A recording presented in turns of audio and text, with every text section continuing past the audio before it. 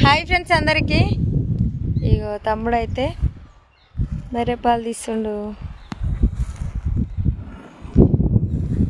నేనైతే 2-3 రోజులు అయ్యా రాక తోటలకైతే, మళ్ళీ ఈరోజు వచ్చిన.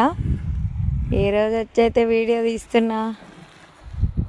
పాలు తీసే వీడియో పెట్టక్క అని చెప్పారు ఈరోజు పొద్దుగాల కూడా ఫోన్ చేసి.